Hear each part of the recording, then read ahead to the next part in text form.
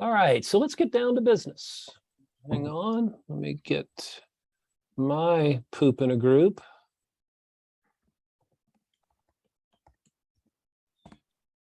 All right, let's go. Welcome to the smartest people in the room. We are so glad you are here with us, and just by showing up, you're already demonstrating your very own smarts. Today, I'm pleased to feature two guys, one of whom I've known, admired, and respected for many years, and the other whom I've just met, but he is equally amazing, and I bet you will agree with me following this episode. I promise you will leave today thinking, wow, who knew? And you'll also leave smarter and more inspired than you arrived. Before we get started, please let me take care of some business. First, to the audience, please feel free to introduce yourselves in the chat window. The reason we do these webinars is twofold. First, we want to showcase really smart people and the amazing work they do day to day in the industry. But the second reason is a bit more nuanced. Many of you know that I am a music industry headhunter. I run the music practice at Turnkey ZRG, and I place music executives in roles throughout the industry. So by definition and function, I help people connect with companies. In this series, my goal is to help you make more connections, and I invite you to take full advantage of that opportunity. Specifically, I invite you to engage with the speakers and the other attendees in the chat of the Zoom. Please introduce yourselves, share your LinkedIn profile, say hello to your friends, and please make some new ones. And ask questions of our speakers. We will try to address as many of those as possible along the way. And please make sure your chat is set to address everyone, not just the speakers. I want to thank our program sponsors, for without their support, we could not keep this free. Special thanks to First Horizon Bank, Turnkey ZRG, the Tennessee Entertainment Commission, MedJet, Tennessee Brew Works, Project Music, and Cushmaster's brand of CBD products. So let's get down to business. In today's host seat, we welcome back my good friend and frequent contributor to this platform, David Hazan. David has headed up marketing at labels from Universal to Putumayo to Wind Up, and held senior positions with The Orchard, VH1, and Time Warner. After running in North America for Medem, David has resumed his successful consulting practice, where he's currently developing tech partnerships for SoundExchange, working with sync platform MDIO and STEM platform AudioShake, and planning next year's launch of MYXT, a post-Dropbox storage and sharing platform for artists. And joining David as today's featured guest is John Parikhal.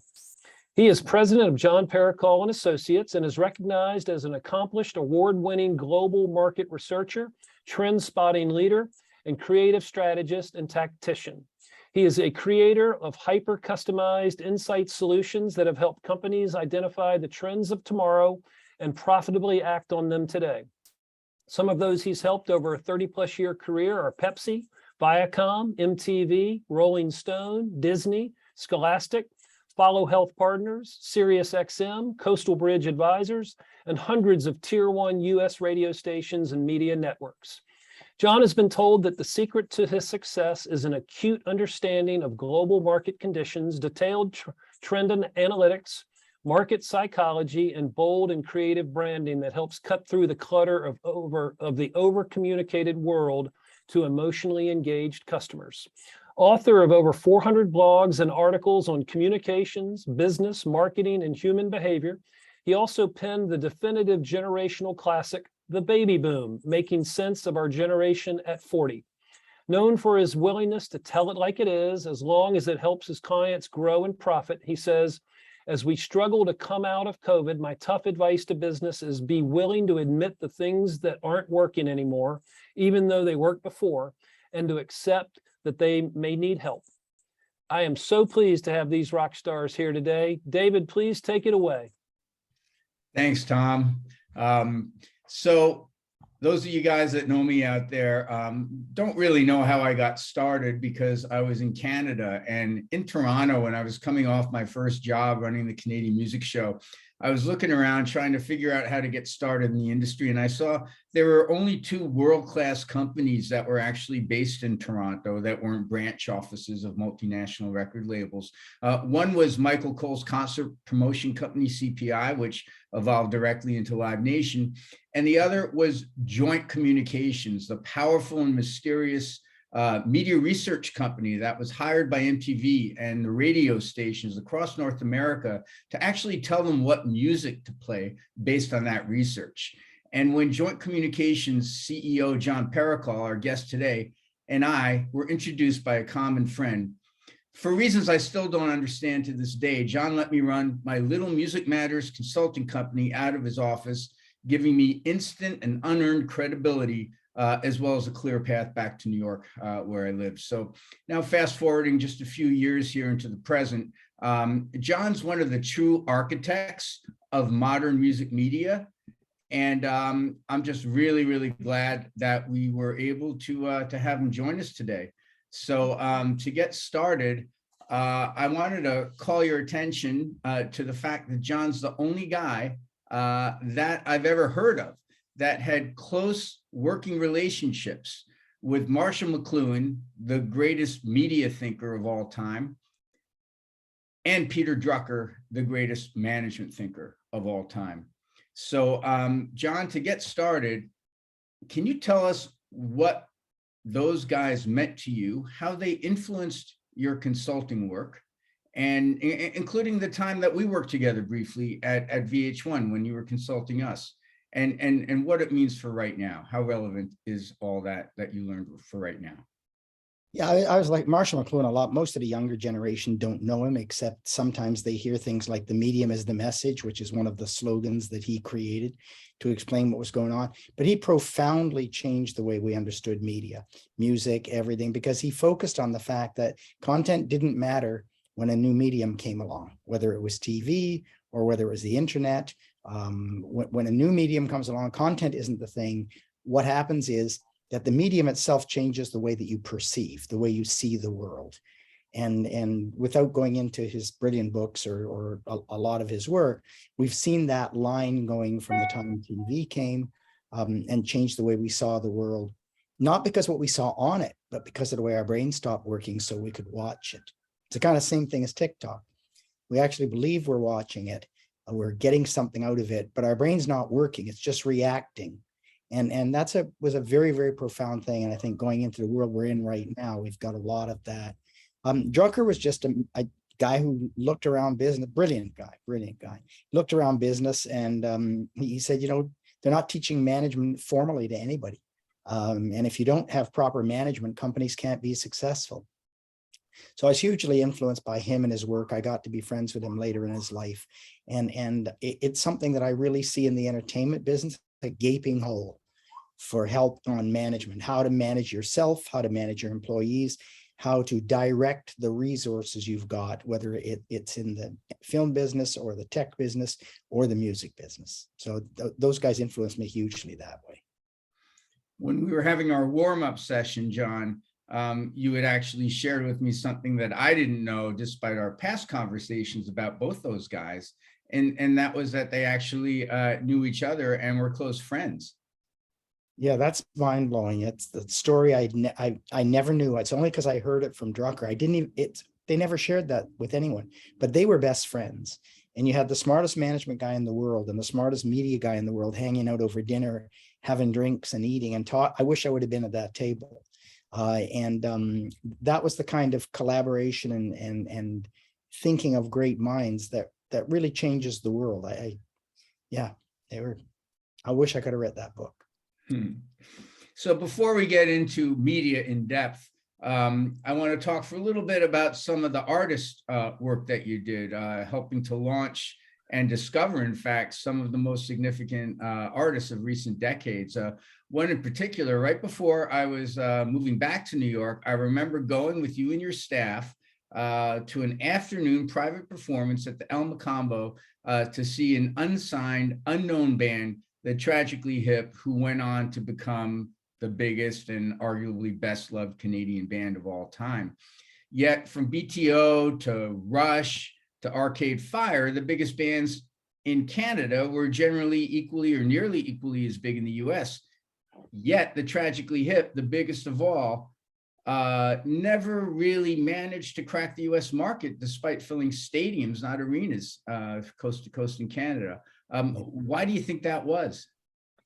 I think it was a strategic wrong move. I think that, and I'm not judging, criticizing anyone here. I'm just saying that if you, my thought on the band was that they should have been released on Epic at the time. They should have got Harvey Leeds to work them like crazy at colleges, because a lot of bands broke out of college in those days on radio when they first came. I think the decision strategically was made to try and go with a much larger company, figuring that they would have more distribution.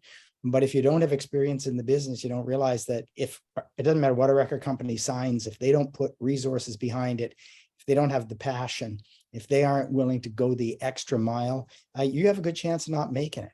And having said that, they're massive in Canada and they're massive in 2 markets in the US, in Chicago and in Seattle. They could draw 10 to 15,000 people per show each time they went, because of Steve Young back at KISW in Seattle and Patty Martin in Chicago, who loved them and played them all the time on the loop. So it just shows that if it had the exposure in the US, I think they would have been one of the biggest bands in the world. Probably right. You were also involved with launching the career of one of the biggest artists to ever come out of Canada, Bryan Adams. What was your role there and what was that like? The launching part, give credit to A&M Canada. They did that. That was, Jerry and Joe. And what they asked us to do is they said, can you take this guy who's an incredible songwriter, wonderful original voice, and can you get him away from the dance pop image that he has right now? Because Bryan Adams started, he had a #1 record, a dance pop record, and he was getting positioned that way. And they said, he's a rocker, we want to position him with rock. So we got hired to do it. We did a whole bunch of work with thinking about it, talking to people, looking at where the industry was going. I dressed him up in a really good black leather jacket, put together a whole look. This is before MTV and everything had really hit. So you could do that with photographs and imagery, and his music and the image cemented him as the up and coming big rocker. So that was a lot of fun. There were a lot of things we did like that. All right, so before we get into all your media accomplishments and television and digital, radio is what you were most focused on and best known for when you landed in my radar. And I wanted to just get your take and wanted everyone out there to hear your take on what the hell has happened to radio and where it's heading. Well, radio got taken over by people with money and no heart. That's what happened to radio. And as soon as private equity is taking over everything, they're taking over hospitals, they're taking over doctor practices. They took over radio. So they saddled them with debt. They try and strip them of money, take as much money out as they can, cut costs. And the first thing that goes is creativity and imagination. Those people were eliminated immediately and replaced with really boring slogans. Now more of your favorites so you can listen longer and all that kind of stuff. The best at work office listening station. And it was kind of like too bad because it was cheap. It didn't improve the format. Then they started getting rid of people, having one person do 5 radio stations. And that's just a recipe for disaster if you want to be creative. And of course, what happened was, as radio was starting to lose its creative edge, brand new things were popping up. And the internet was one of the biggest. Streaming, file sharing, all of that was starting at the same time. It was radio's bad luck to be abandoning its greatness at the very moment that something new was coming along that had the potential to replace them, and which is basically what happened. Even though radio is still out there, there's a lot of people still listen. I think it's 70% of people listen at least once a week to the radio. It's just, I think it's got some real problems. What value, besides the obvious local angle, do you think radio has for listeners, at least in non-rural areas? What relevance and value does radio have now? The relevance is a short curated list of reliable favorites. That's it. It's easier than putting it on your Spotify or Apple Music. It's easier than queuing something up. You're going to hear something that you know you like and that a bunch of other people are going to hear it too. That's the value. There's not much music discovery happening on radio compared to what there used to be. It is disappointing because radio really had a chance as the internet was coming along. If it hadn't been in so much debt, those creative, imaginative people might have done a lot more than they did. Although some of them did do stuff, guys like Pittman, Andy Schoen, and stuff like that. They did move from radio into the new media. In terms of what they did in apps and how they MTV, you know, cable television, like MTV was a big deal. Both Andy and Bob Pittman were factors in bringing something new to the party. It was fresh, it was original, you know, and so that was it for radio. Anything you can think of that radio could do like right now to make itself relevant again? Probably some explanation involving creativity is key. Yeah, I think creativity and imagination are a big deal. And there's a way to do radio in a creative, imaginative way. But first, I just got to say, one of the biggest problems that radio faces is that the current rating system forces them to stack 8 commercials in a row twice an hour, because the system is so crappy that's how you beat it. If you're a programmer, you're going to do that. And so as a result, you get those big, long periods where you got commercial after commercial after commercial. You just kind of lose interest in the attention economy that we've got. But to make radio interesting, think about what's happening in Florida right now. What are the radio stations there saying and doing? It all needs to be very personal. Even when it comes down to music, it's got to be, you've got to tell a story that's personal. Let's say we got a radio station in Pittsburgh. Hey, you know, and last night Springsteen came to town, and incredible concert. You know, Mary from fill in the blank of the local street in Pittsburgh had called in and told me that she was blown away. His version of Born to Run tore down the house. And what you do is you just put in a lot of local people. Like to hear their name of where they live. They like to hear local landmarks. And then and most of all, they like to hear their own name. And doing something as simple as that on the creative side makes a huge difference in terms of engagement, which is what right now everyone says the internet is really good at, engagement, but radio used to be. And they just gave it up because you have one program director doing 5 stations or 8 stations. And frankly, the program directors that stayed around in the business are technicians, much more than they are coaches and imagineers. So I think that creative brainstorming, ideation, trying to highly localize, use names, it's at least starts to be way back. And you can invent some new formats. I mean, we've invented a couple of formats that weren't done. It was really a drag. We did one for NPR in New York that I thought would have like torn the house down in New York. And they decided to stay with what they were doing. And we've done a couple of others where they're really imaginative. They basically are taking news information and in some cases music and reinventing those formats the same way that Top 40's done. But instead of playing the same records over and over, you stack and slice and dice the audio segments with whatever else you're going to put with them, either more audio or music. Does that answer that question, or is that helpful? It does. And you know, I'm just thinking, as you know better than anyone, it's no secret what listeners want. They want back announcing. They want DJs. They want fewer commercials. And radio just continually ignores what it knows their listeners want. And yeah. I'm just wondering if you can think of another industry outside of tech and social media where not just individual companies, but virtually the entire industry has just chosen to ignore what their customers want, because they think their customers are the advertisers, not the listeners. I guess that's pretty well any industry or business that feels like it's got you by the throat. I mean, radio before all the options that came on with streaming and think about the iPod, it completely changed the world. And already we don't even remember it. But the iPod changed the world because now all my music was portable. I didn't need radio anymore. And radio thought that it kind of owned its listeners because there were only a few options in every market. I mean, utility companies are like that. The cable company, classic example, never answer the phone, don't care about service for you, and just raise your rates. So there are others, businesses that do that, but there are all those that have some forced scarcity in them. Or monopoly. But moving from negative radio to positive radio, you were involved with doing the research for Lee Abrams that led to the launch of XM, Sirius XM, before they merged. And would love to hear about that, because that's something that's positive, that's continuing to improve, and Yeah. everyone that has it enjoys it, as I do every day. I'm a big fan too. Abrams called me. I had worked with Abrams quite a lot. He had been my consultant in my very first job. We became friends. We did a lot of things together.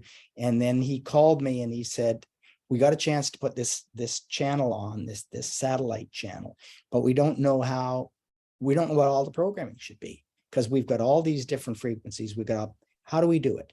So we got together with him and sat down with him and Dave Logan, a bunch of his people, and we figured out how to research this format. It was an extraordinary research project. I won't go into the amount of work that was involved in it, but we had decks and decks of data at the end. And we had an issue, which was, how do you present so much information in a way that you could program an entire frequency, one side to the other? And Chris Kennedy, working with me, came up with an idea. He said, let's not do a report on paper. Let's create a 7-foot long, and it was 7 feet long, laminated radio dial. And we'll put all the formats and what the people who are listening to each format are like, and get all the information. This thing was huge. And we'll put grommets in it, and you can put it on the wall. And so Lee had a copy and Dave had a copy, and that's what they programmed it from. They would just go down the list and say, how do we make this magic? How do we make this really special? And it was very, very exciting. And we could see even then that there was a huge audience. People were poo-pooing satellite radio. It's easy to forget that now. That we were saying there's at least 20 million people, and they were we were being laughed out of the room. Who wanted people would pay for radio? What were people pay for? Yeah, for satellite radio. Who would ever do that? And all the radio people, radio's free. And it turned out that the numbers actually were bigger when Sirius and XM merged. They're now, I think, together at over 30 million subscribers, paying pretty serious money. So that was very exciting, and we had a lot of chance to be imaginative and creative, and it was great. Just a whole different world. There's a rare example of a music subscription product that worked pretty well from day one. Were you part of what led to the first single artist channel? It might have been Pearl Jam, and now there are a dozen or more of them. No, that came later. That came much later. In the beginning, we just had to get a lot of basic channels on that people would say, this is great. The key thing with anything like Sirius XM or any of the others is most people go for 3 to 5 channels of anything, whether they're using radio or whether they're watching TV, or they have 3 to 5 favorites. And as long as those 3 to 5 favorites are really, really good, then you have all the room. They'll never leave you. They'll pay you, and you have all the room in the world to experiment and do things like single artist channels, that kind of thing. So the key really is making sure that those reliable channels are there. I mean, my favorite is Little Steven's Underground Garage. I mean, I'm just, I just think the music's great, and I think Little Steven's brilliant as a DJ. So I'm a fan. Me too. So after that, you worked very closely with CBC, which is, I guess, the Canadian equivalent of NPR, and kind of brought them into the digital age, launching, I think, both a streaming channel and an alternative channel. What was that like? That was really exciting because they were gung-ho. The whole team at CBC were so excited about the idea of making this move into digital. This was like 10 years ago. Making a move into digital, becoming competitive with others, maybe dominating them. In their case, they wanted to expose Canadian artists as part of what they put out there. And I worked very, very closely with them, formatting, music selection, the content, the creativity, the imagination, both on the streaming side and on the digital channels side. And once again, it was the same thing as any successful radio. Engaging, fun. There's just enough curation to keep you coming back, and enough stuff that you really like that you say it was worth spending time listening to it. It was a terrific time, and a lot of it's going still today. CBC stuff is still going today. I've been reading a lot about Jan Wenner's autobiography that's just come out, reminding me of the time when you produced a syndicated radio show for Rolling Stone and worked very closely with Jan and the team. Tell us a bit about that. That was pretty wild. I got hired in the first place by Rolling Stone because they were going from a newspaper format, they were a newspaper, to full color. They wanted to be the full color magazine so they could take liquor ads, which was really how they were going to make money. So I got hired for that, and I met with Jan Wenner and his people. And he said, we want to get into media, we want to get into radio, we want to get into television.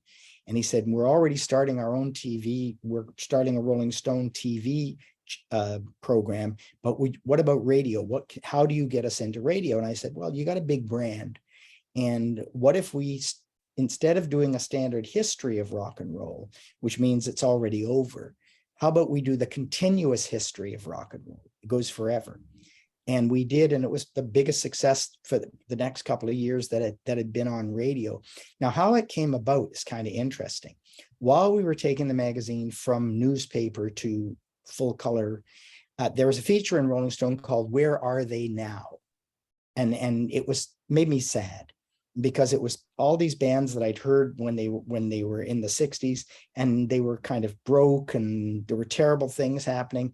And I said to Jan, why don't we flip that? Why don't we call it "Where Were They Then?"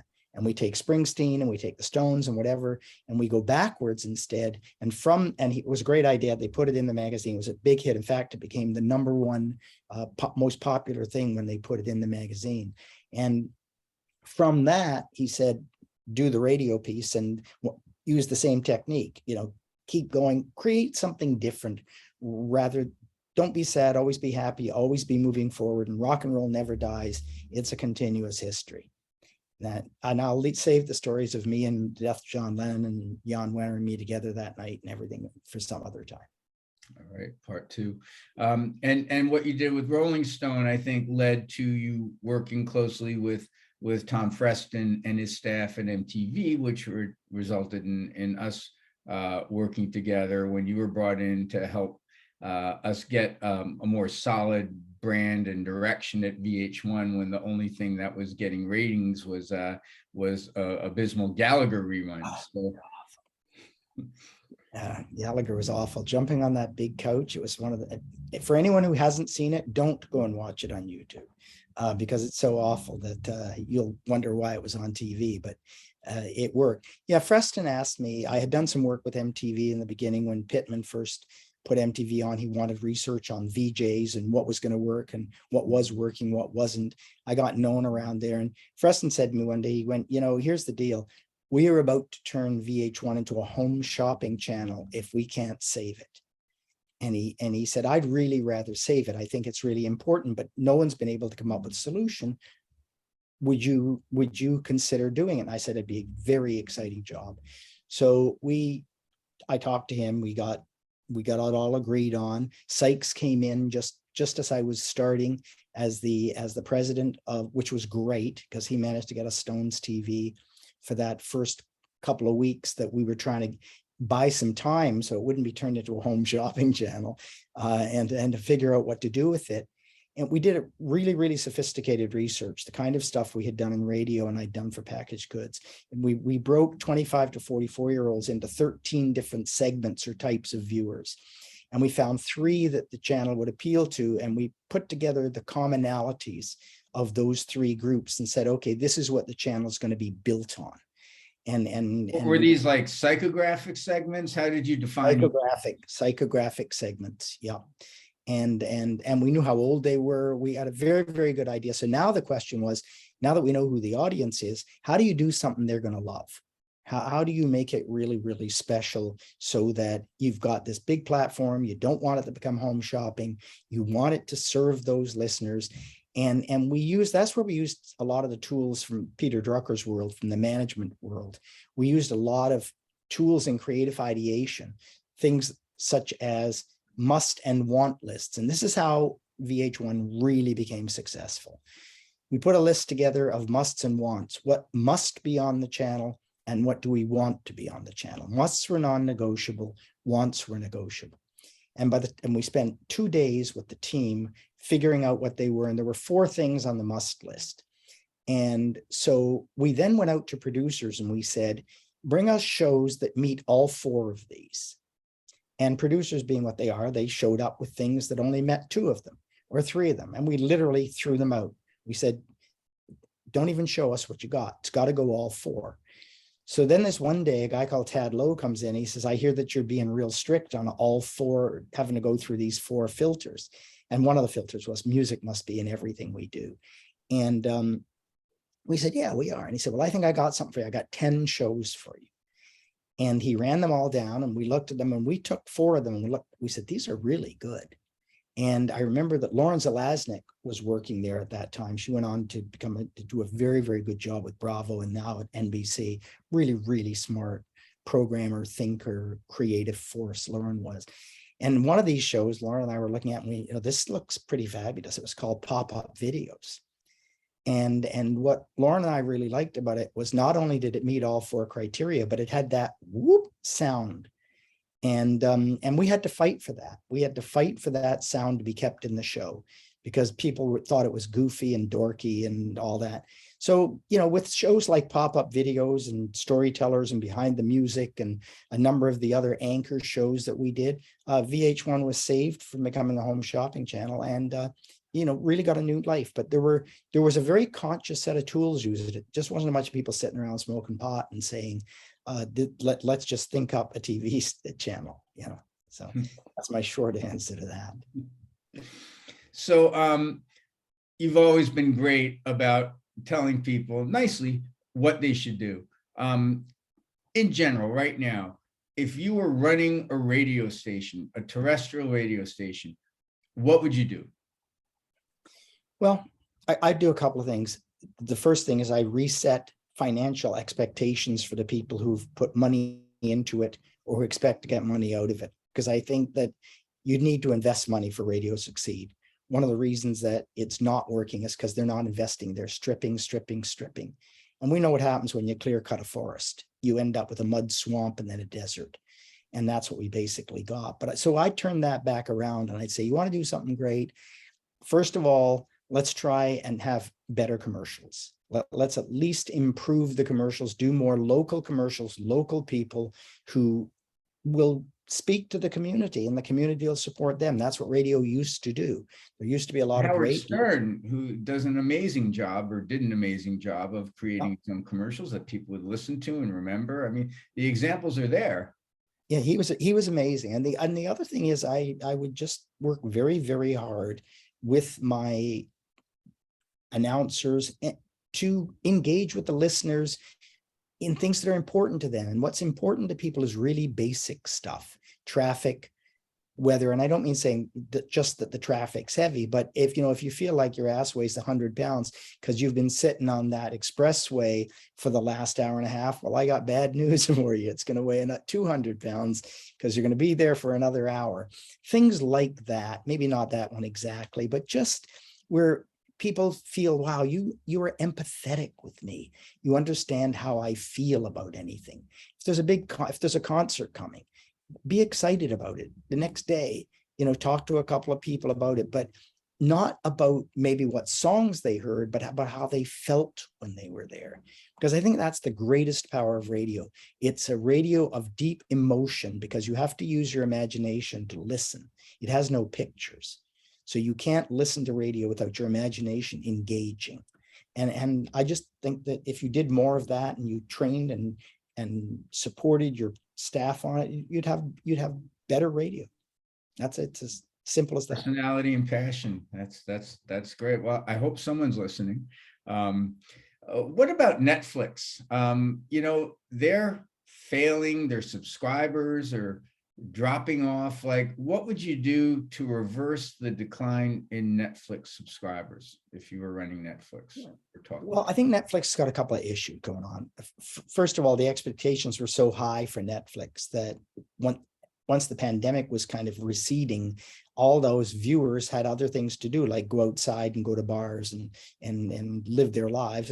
So overall, they lost. At the same time, they kind of run out of luck on their production side, I would certainly say that, they threw things at the wall with money, so much money, hoping stuff would stick. And some of it did stick at a time when people wanted to see a lot of TV because they weren't going anywhere. They were locked down. I think that's part of their problem. But I think the bigger problem that Netflix had, and it's a classic problem, is they didn't brand themselves. They let the word Netflix move from DVD, which is originally what it was, to streaming, which is what it was, and then to streaming with some good shows. But Netflix didn't stand for anything except a bunch of good shows and being able to binge shows all at once, which was a breakthrough way of watching television, which I still think we should keep and other channels are abandoning. But I think Netflix didn't brand itself. And as a result, people didn't know what it stood for. And when you have to pay money for something, it better stand for something. I wrote a blog on my recent Parikhal.com website on what's your brand worth, research that's been done on it. And it shows that, you can be 20, 30%, you can charge 20, 30% more and keep a lot more engagement with your customers if your brand has real value. And if I say to someone, what's Netflix today? They're going to go, it's streaming service. If I'd said it 2 years ago, they would have said, oh, it's great. It's got all this programming.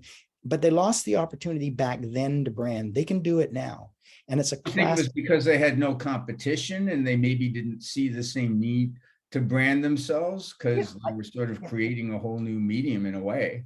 Classic business mistake is don't spend money on branding. Don't spend money on positioning yourself. Put it in your pocket and then hope that everything will turn out okay. Rather than say, wow, I've really got a big audience. Now, what do I really stand for?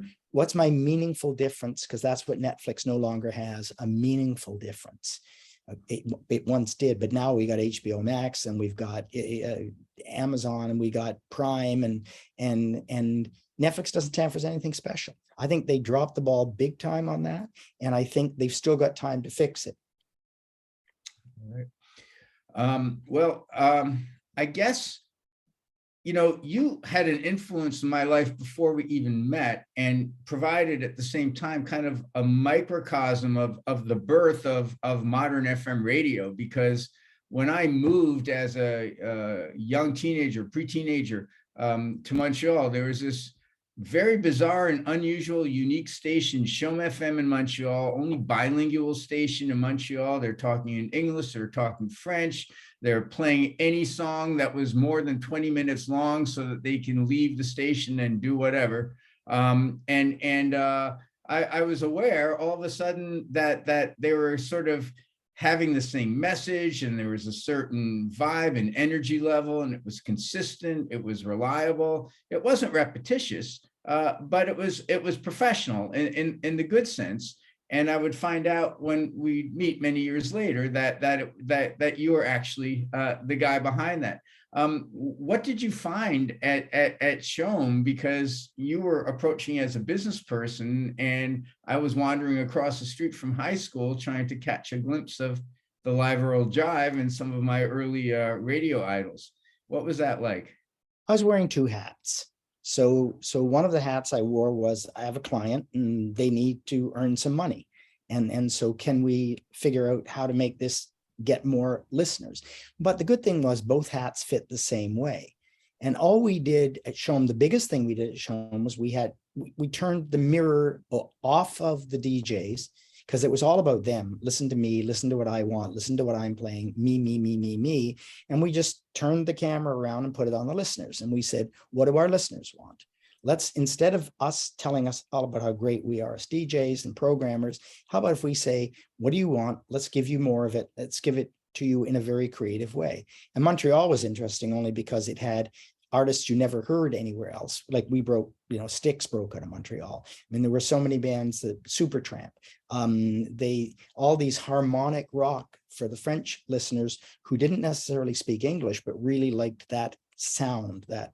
So Montreal was a lot of fun that way. And that pattern, because Chom was only our second client station, became what we did everywhere we went. Let's take the camera off the DJ and their choices and talking about themselves, have the DJs talk about things that matter to the listeners and the listeners can engage with, and let's give the listeners music that they want. That's not to say the DJs weren't included in the process, because they were, but it was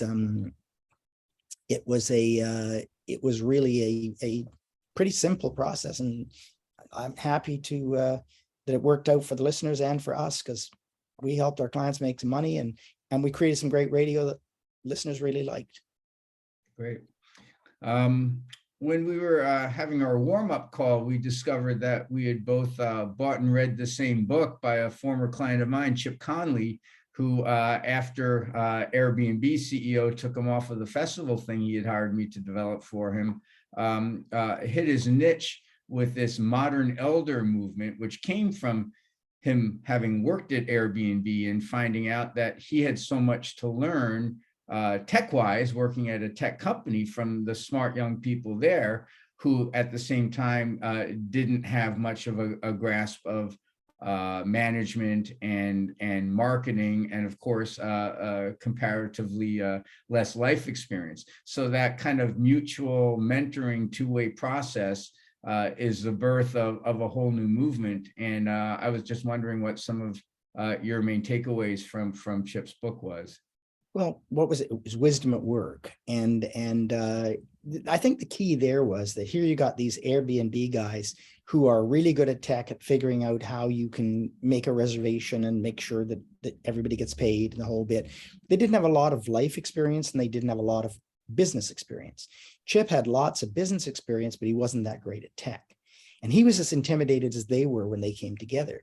They brought him in for his wisdom because he was older. I mean, it's really funny. I got like these gray hairs. I don't know where they came from, but technically they're associated with wisdom.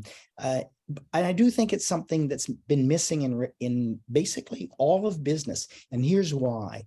Up until the time they began downsizing businesses across the country, you had wisdom in a business. You had middle managers who groomed younger people. You had senior managers who groomed them. They shared their wisdom. They gave them their wisdom.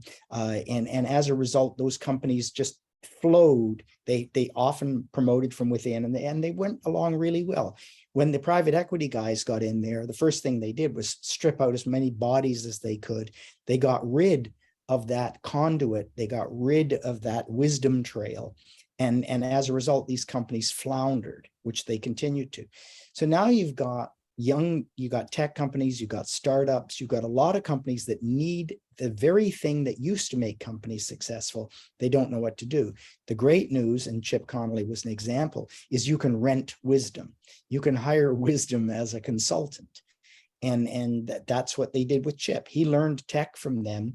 They learned from all his experience of decades of things that he did. And Airbnb turned out, I think, to be a reasonable little business, didn't it? So it showed that now that even though that's been stripped out, there's a way to provide it for businesses and get them back into that rapid growth that they like without the wheels coming off because they're too inexperienced. Perfect. So looking ahead, and you're always an avid student of everything that's going on in media and entertainment and politics and the world. Where do you see things heading now in general? We're in the TikTok phase of the medium is the message. And what I mean by that, and that's not going away. I think what we're getting a fire hose of information, creativity, imagination, and dreck that never turns off. It's a fire hydrant of just, we're drowning in it. So what I see the search for attention in the attention economy that we live in right now. I see that search really, really intensifying, and people just saying, I can't handle it.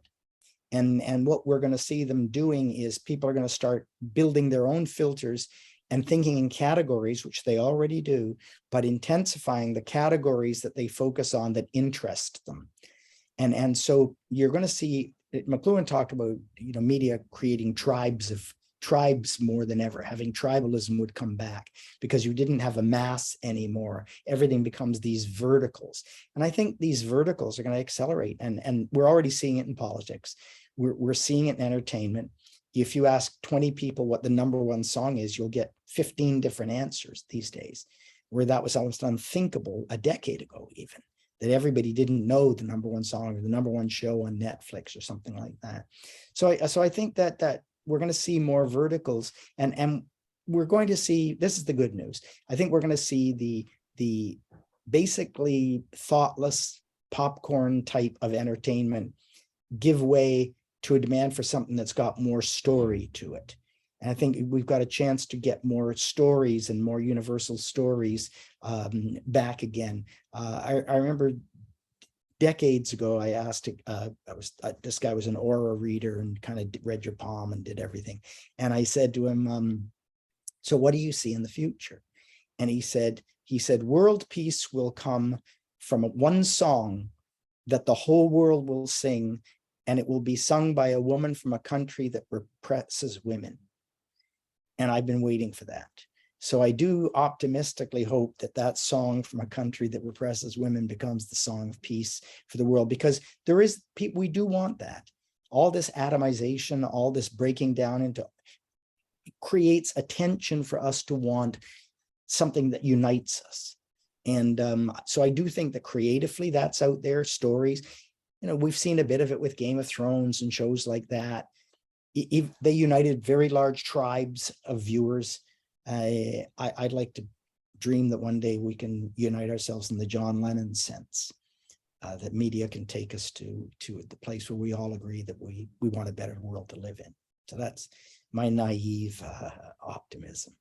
It's not naive, it's positive, and we can only hope. I'm looking at some of the questions that have been coming in these last few minutes, and I'm going to pop a couple to you. Mark Sampson, who's apparently from Rockland County out here. Hey, Mark, wants to know if you see an opportunity for college radio to come to returning in a way that would help to break artists again. I think it's going to be really tough. And one of the reasons is that college radio is mostly not attractive to people at college, to work there, to do things. I mean, one of my favorite radio stations is a little tiny radio station here in Westport, Connecticut. It's 90.3. They never ID songs, which drives me crazy, but they have this fabulous eclectic mix of music and then really bad talk when they talk about sports or something because nobody's managing them. But I listen to that and I say, you know, you've really got a chance. So if you can do college radio, it's got to be relevant. And how do you make something relevant when you've got, at college, you've got people who've, once again, live in these silos, music silos. I'm a hip hop type, rap person. I'm a classic rock type person. I'm a NPR type, information person. Makes it very, very hard. I think college radio would have to specialize, and here's the thing, I worked for Brown University Radio once. It was classic. They were a client, and it almost actually caused a riot, and the president had to shut it all down. Because what we said was, you can't do something for everybody. So you have to figure out what you're going to do for the largest group of people who are going to listen to college radio. And we made a number of suggestions and we brought up some ideas. And of course, what happens there is you get everybody who has an opinion comes forward with it and they attack the solution. And the net result is nothing good happens. And I think that's the problem with college radio. It's that it gets fractionalized, it gets political, and you can't get people to agree on what kind of music you should play. And I don't think you can block program because it's 2022 and block programming music's not going to work. So that's, I wish that college radio could work better, but I don't see, the biggest thing is I don't see the students all saying, the smartest, best, most creative students aren't lining up to do college radio. I wish they were. Yep, I think you're right on that. Yeah. Now, George Schwitt is asking, what would Drucker say about Netflix, corporate structure and management wise? Well, Drucker's whole thing on management was always, how do you manage your resources? How do you put the right people in the right place to do the right thing for the business to grow? And I think Drucker's very first thing would be, what is the one thing that you do best that nobody else does? He always focused on that, both for people and for businesses. He said, what's your one thing? What do you do better than anybody? And I think that goes right back to the branding. Netflix probably doesn't know what the one thing it does best is. So that would be, if I were speaking for Drucker, would be, that's the place to start. And if you don't have it, you better invent it or find it or get somebody else to help you find it. So Tom had commented a few minutes ago whether you might see the collective dumbing down of society being reversed with your optimistic hope of a woman's. I desperately want people to start reading books and print more, and they won't. They're going to read it on a screen. They're going to use TikTok. McLuhan was the guy who said, all those years ago, McLuhan said, we're moving towards a visual society away from a written word society, a reading society. And he saw like catastrophic consequences down the road, most of which are playing out. And the reason is because democracy is based on logic, and words are how you communicate logic. There is no logic in an image. An image only gets you emotional. Now, you may later rationalize what that image stands for, but images only do that. And if you quick cut them, the brain really doesn't have any time to do anything. It just is overwhelmed, and so it takes away a feeling. And all those feelings are based on the stereotypes that each of us live with for the way we see the world. So the dumbing down is a consequence of not reading and having conversations with each other. And the classic example of it is you go to you watch something on Netflix, and you say to a friend, I saw this really good show on Netflix last night. And the first question they ask is, what was it called? And you go, well, I can't exactly remember, but I think it had like 2 words, but it was just like, and then they describe another thing. So rather than using language to describe what they watched in the show to engage the person, they say, well, it was just like, if you saw that Danish series, then it was just a lot like that, except it had a little bit of Lord of the Rings in it. And that's called communication, which it isn't, but that's the way people talk to each other. So the dumbing down comes from not using language, not reading, not writing, and trying to consume as much as possible rather than consume what's really strong and good. Having said that, Harry Potter came along and blew everybody's doors off when all these kids read 800-page books, and they were supposed to not be reading. So I'm not losing hope for something that's well written that gets read. It's just, once again, you got to get the word out, and getting heard in the attention society is really hard. Truly great content, that comes along, once a generation, whether it's Harry Potter, that will always triumph. But when everyone's just trying to sort through the plethora of very good content and pretty good content, and it's all overwhelming, and people feel the need to be entertained faster instead of giving up 2 hours to sit in a dark movie theater and allowing the time for a film to work its magic. People get bored or fall asleep watching that same film at home after 5 or 10 minutes. And it's just easier to get the cheap thrill of something like reality television, like Tom's just saying. It's just a function of people getting lazy and provided with too many crutches. It's easier to click on an emoji than to use words. And I don't know what the way out of that is, other than to hope for the equivalence of, Harry Potter or Lord of the Rings or the Beatles or whatever is going to motivate everybody to engage. What I think, strange, this is going to be strange, sounds strange, but I've done this. When I was working my PhD, I was working in poetry and physics was my interest, putting those two together. And I think reading poems is the best way in a short medium to get your brain working, because you really have to work it. I mean, even, Shakespeare's 14-line sonnets, you can read some of those, and they were 500 years ago, and they still grab you and still can engage you. So it's always about how words can make you feel. And if you let words reach you and you use words, I think we've got a chance to reverse some of this, but at the end of the day, we have too much information. We live in an over-communicated world. I think it was 1977 I coined that term for a speech I did. An over-communicated world. There's too much communication. We can't handle it. So we don't know how to filter it. So it's like cocaine. I'm not talking about doing the drug here because, you know, too many people I know got wrecked by it, but it's just like that drug. We are in love with stimulation. The human brain is a stimulation hog. It's whether it's amphetamine, cocaine, it operates on us. YouTube operated on us that at one point. Now TikTok operates on us that way. It overstimulates our brain and there's nothing happening. The best analogy I can see in America, particularly North America, is sugar. People are sugar hogs. There's sugar in everything. There's sugar in sugar-free. It's sugar-free except for the sugar. And sugar is really bad for you. But boy, does it ever feel good at the time. Mm-hmm.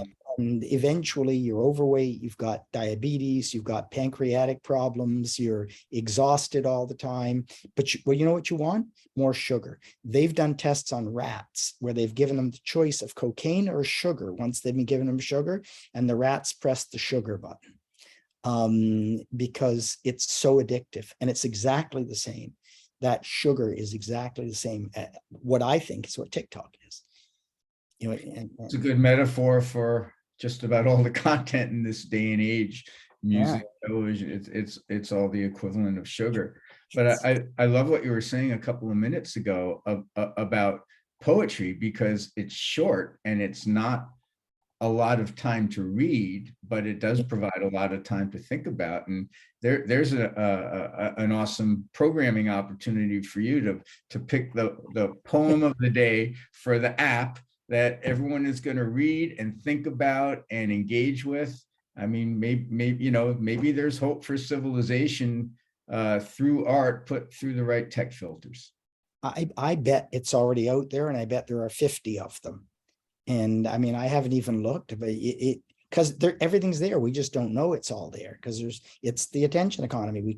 There's not enough time for our attention to start with. And then if you want to ramp that up to engagement, people are even less willing to commit to engagement, to saying, I'm going to spend any time. I could bet right now that of all the people watching this, that 80%, maybe 90%, when they watch something on TV, they're doing something else at the same time. They're either looking at their phone or their tablet or reading or they're doing something at the same, which means they're not paying attention, which means they're not really engaged. And that's why you have so much dreck out there, because it doesn't have to be engaging as long as it meets certain standards, but it's not good for our heads. The myth of multitasking. You can't at the same time than we can. Well, with a couple of minutes left, I usually ask Tom, who does a better job of monitoring the chat session than I'm able to when transfixed by John's words. Are there any great questions that anyone wants to ask now, or something that's way in the back that I missed? And if not, I will ask you the last question. Can I throw one in, David? Sure. First off, John, this has been remarkable. Wow. Seriously, my comment about reality TV was not tongue in cheek. I really think The Bachelorette and shows like that demonstrate just how fucked up our society is.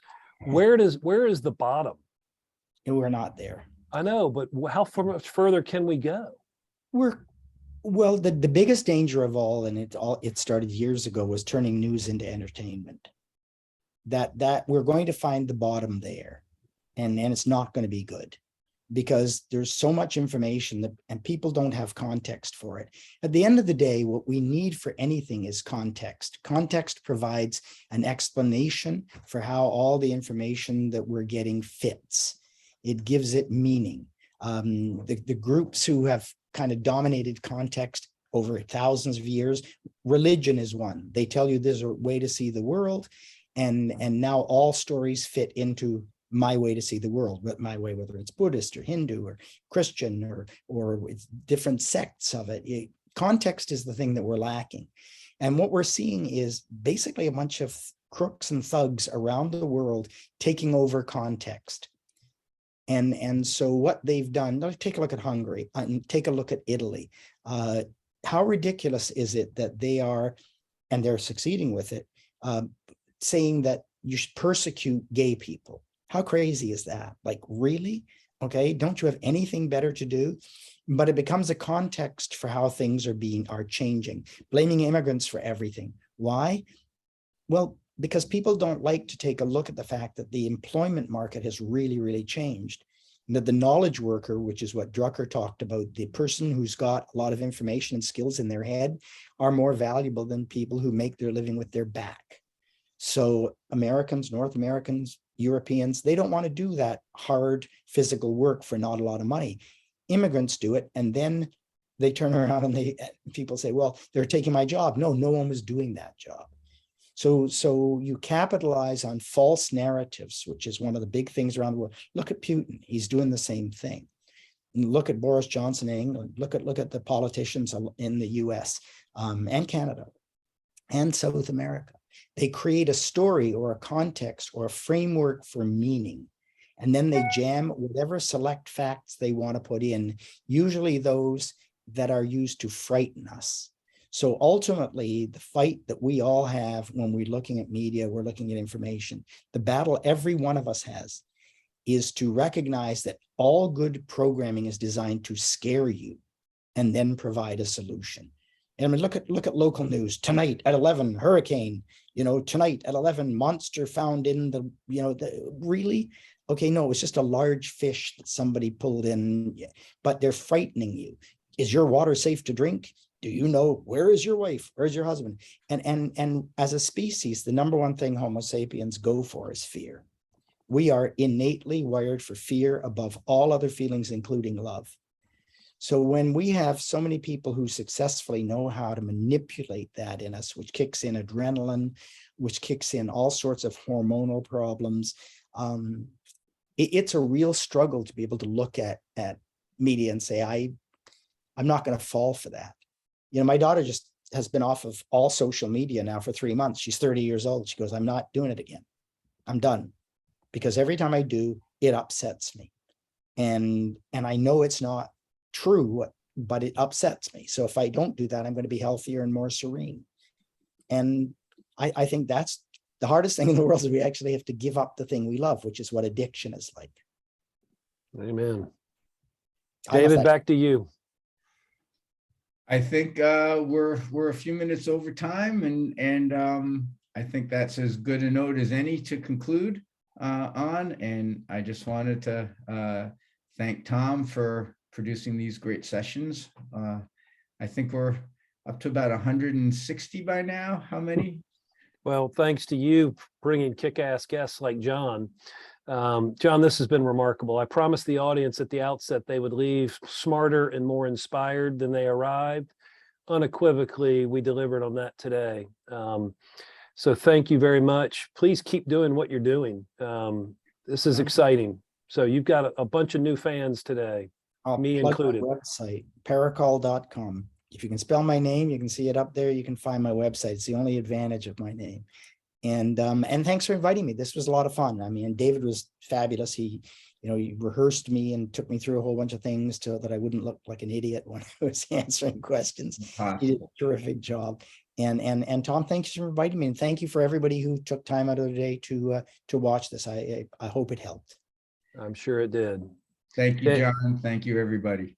Thank you, folks. Come back next Thursday, same time. In the meantime, be nice to each other and put the screen down. Take care, folks. All right. Thank you.